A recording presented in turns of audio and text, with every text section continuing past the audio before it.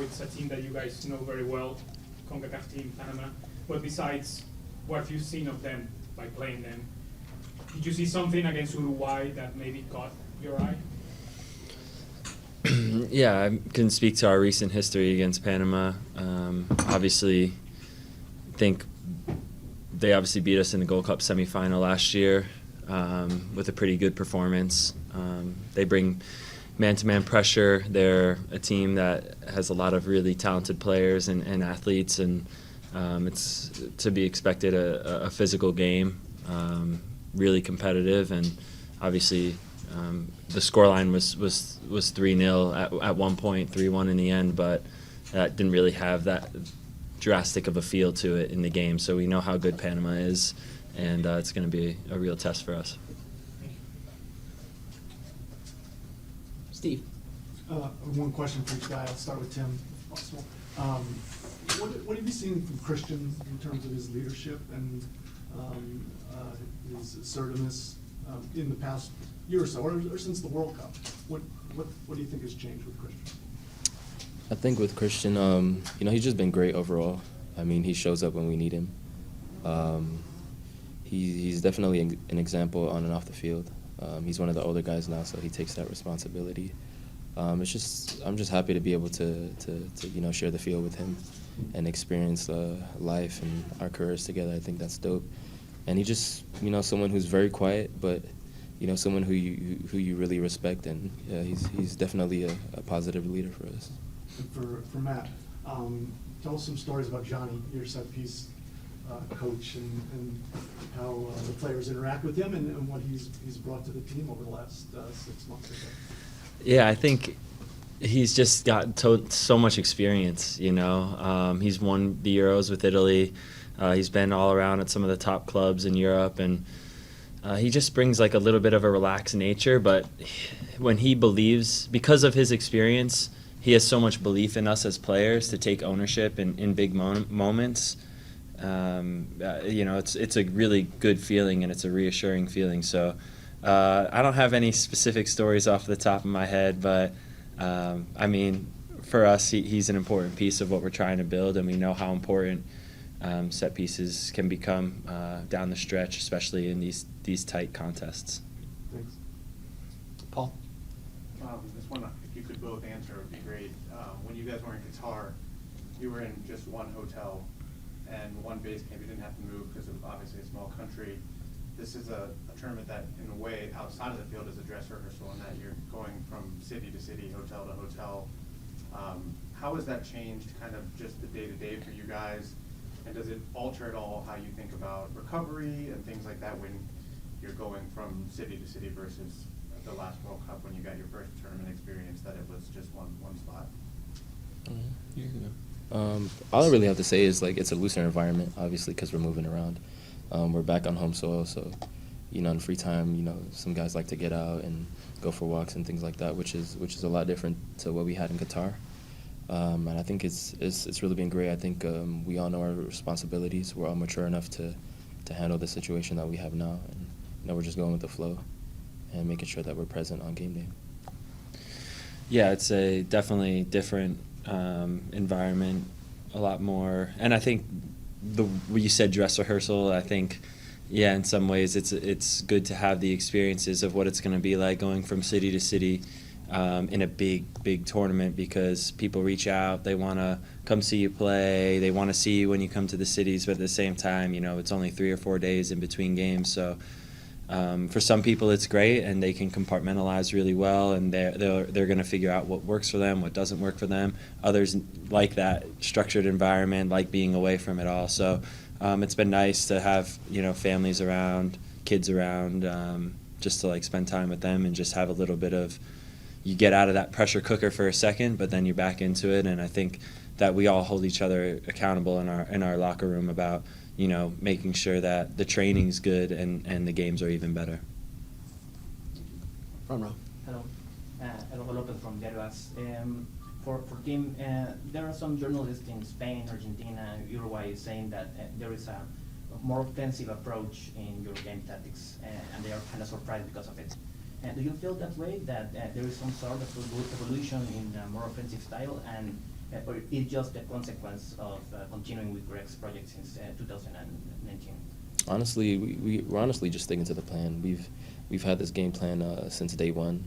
We stay true to it. We're intentional with the way that we play. We're a team now that understands each other, and I think we're starting to see that a lot more as we're getting into these other games and as we're getting older as a group.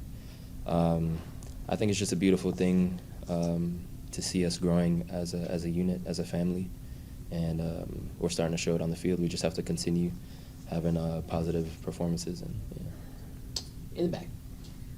Thank you guys for both taking the time. This question is for both of you, if you don't mind. Welcome to Atlanta. This is a city that's become really important on the soccer map. The National Training Center is being built here, opening in a year and a half. What do you guys think about the city and about this becoming a more important location for y'all's journey on the national team and in soccer in this country? Yeah, it feels good to be in Atlanta. I've played in MLS for a number of years, and this is one of the away games you didn't really ever want to play, especially when they first came into the league. So we know that the fan turnout at Mercedes-Benz for Atlanta United is really good, and we're hoping to see some of that and feel that energy from the crowd on Thursday night. We saw that they had a pretty good turnout for the Argentina-Canada game, so we're hoping for some of the same for us. I think it's a great city, a lot of potential, and we're really excited for the future, what that National Training Center holds, and having that home base is going to feel really, really good. I pretty much have the same answer, honestly. Atlanta's a progressive city.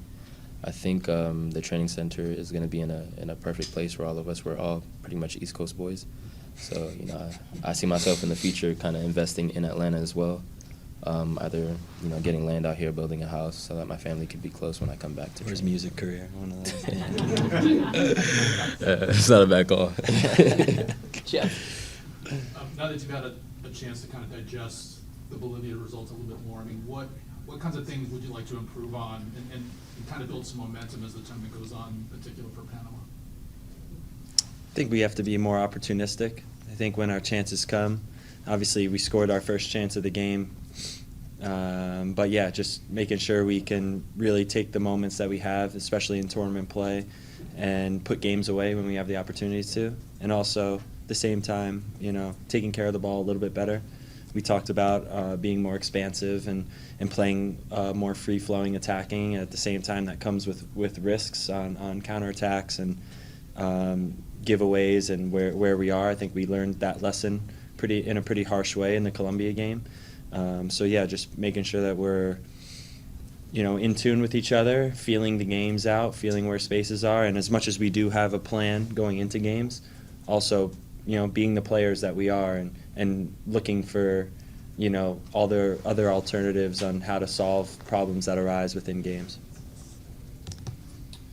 We'll take some questions virtually and begin with Doug Roberson.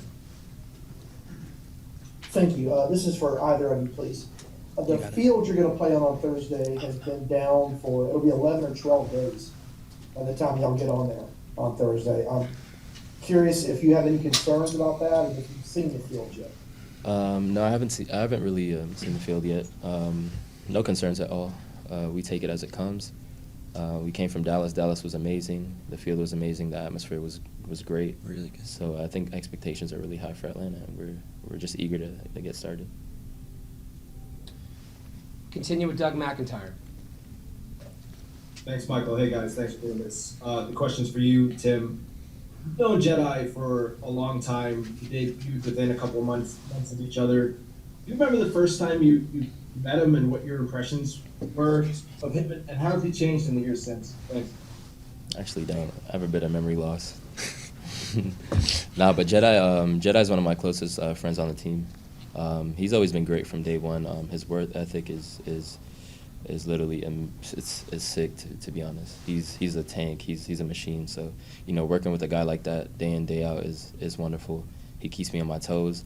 We're usually going against each other at training, which is really fun. Hard competition, which is great for me as an attacker who wants to improve and build on everything that I'm working on. So having Jedi as competition and also as a teammate has been amazing. Next is Charlie Bone. Hey guys, this is one that I hope you'll both answer. In reading and kind of seeing the reactions to the Panama match, I wanted to ask you guys about this because I guess there's a little bit of sense that maybe you guys left goals on the table, and some people feel like you could have or should have scored more. And it seems like maybe you're into champagne problems where winning isn't good enough anymore. Maybe this is a sign of the program's evolution. I wonder what you guys think of that, and if you have the luxury maybe of thinking at that level about these games. No, we'll never have that luxury. I think you take wins when you get wins, no matter the context. I think the result, especially in tournament play, is the end-all, be-all. And I implore people to not lose sight of that. I think anytime you can win a game in a worldwide competition and a big-time tournament, it's good for the program, it's good for us. So, yeah, obviously we wish we did some things better, but that's what tournaments are about. You want to improve and get better throughout the tournament and keep growing as a team and a bond and a culture. So, yeah, as much as we could have done things a little bit differently, at the end of the day, we got a clean sheet. We scored 2 goals and we won, and going into this next match, we know we might have to be a little bit better if we want to win that game as well. Next will be Marlon Hyde.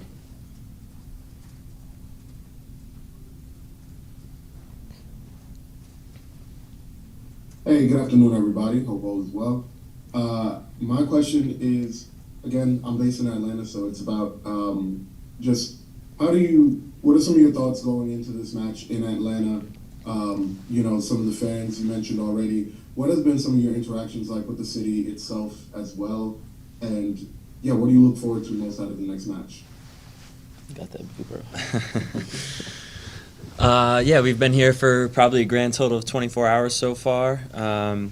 Had a nice time over at the training facility today. It's beautiful there, and we don't have a ton of time to explore the cities when we come to them, especially in this environment. But I can speak to times in the past where I've come in, and again, you just feel the energy from the city about soccer, and that's a really good feeling when you're coming in to play such a big game.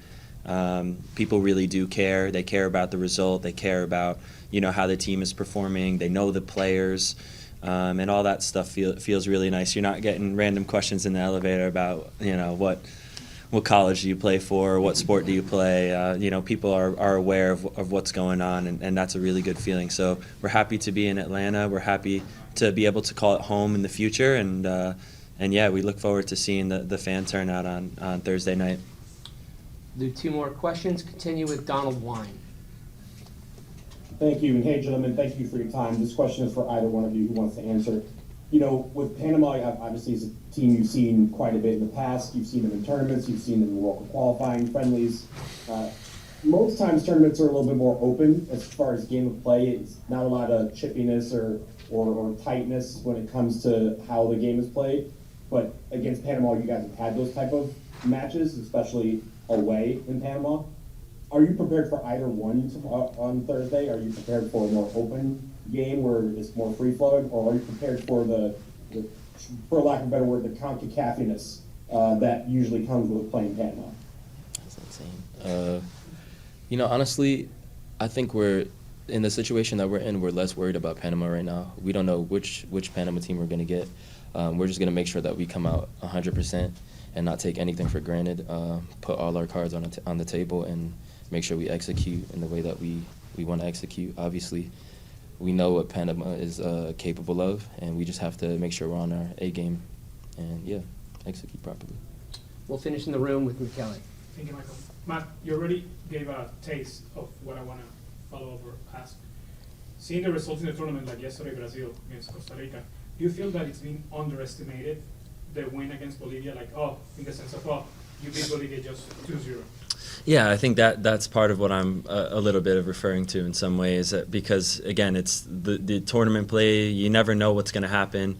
You've seen some craziness even today in the Euros, where Austria then leapfrogs everybody and wins their group, and the Netherlands is going through in the 3rd spot. So it's crazy. You just have to take care of what's in front of you, and I think the most important thing is building off of what you just did. So if the teams that can continuously get better throughout the tournament. If I remember correctly, the team that won the last World Cup didn't win their first game in the tournament. So, we have that platform now. We have that baseline of what it takes to win a game in this tournament, and now we need to one-up it against a different opponent, a different similar style of play, but obviously different personnel. Players playing at the highest levels all over the world, and Panama's a really, really good side. And again, like Tim said, we're going to need our A game if we're gonna want to win that game.